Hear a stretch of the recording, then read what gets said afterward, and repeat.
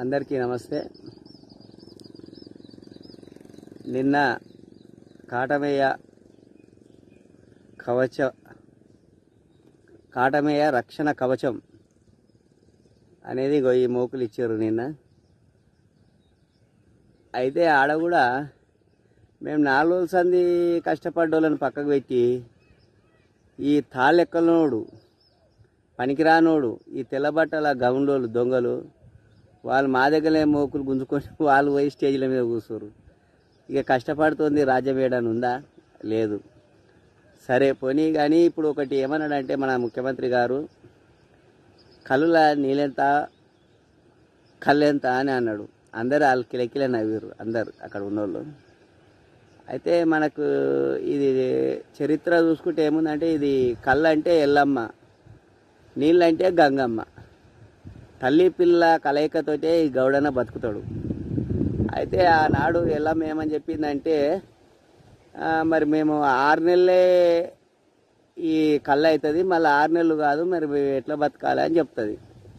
అంటే తాడు ఎప్పుడు 365 రోజులు ఒక కళ్ళే గీస్తే ఆ కలియుగము ఇప్పటితోటి అంతం కాదు, పుట్టేది ఉంది, పెరిగేది ఉంది. తాడి చెట్టుకు కూడా వానకాలంలో పురుడు పోసుకునేది ఉంటుంది, దానికి కూడా టైము. ఎందుకంటే సంతాన ఉత్పత్తికి టైం ఉంటుంది ఈత చెట్టుకు కానీ తాడి చెట్టుకు కానీ. అయితే ఆ టైంలో మాత్రం నేను కళ్ళు ఇస్తే మళ్ళీ అది సంతాన ఉత్పత్తిని ఆపేస్తుంది. దానివల్ల తాడి చెట్టు ఈత చెట్టు అంతరించిపోయే ప్రమాదం ఉంటుంది. కాబట్టి నేను ఈ టైంలో మాత్రం మీ కళ్ళు మాత్రం తక్కువ ఇస్తా, నేను ఉండను. అయితే నేను మా తండ్రి పరమశివుడు మా తల్లి గంగమ్మని తోలిస్తాడని చెప్తాడు. అంటే గంగమ్మ అంటే ఏనో 1000నో 100నో ఒక తాడు ఉంటుంది, అది ఏదో మురిముంతంత కళ్ళు పడ్డా సరే మా అమ్మ వచ్చి అలా జైలవుతుంది. కాబట్టి నీకు మొకాల అది మురిముంత కళ్ళున్నా మొకాల కాడికి అన్నం ఉంటుంది అని చెప్తుంది. ఎవడు ఎల్లమ్మ దివనాడుతుంది మాకు. అయితే మేము ఇప్పుడు చేసింది కదా, ఆ దేవతల నాడే మాకు ఇచ్చిన వరం అది. అయితే మరి ఏమంటుంది అంటే మరి ఈ గంగమ్మ వస్తే మరి కళ్ళు ఎల్లమ్మని ఎవరు దావరు కదా అని ఈ గమలాయన అంటే అప్పుడు ఏమైతే ఊరవతల జాంబవంతుడు ఉంటాడు, ఆ జాంబవంతుడు నేను తోలిస్తా అని చెప్తాడు. ఎవరికి? గమలాయనకు.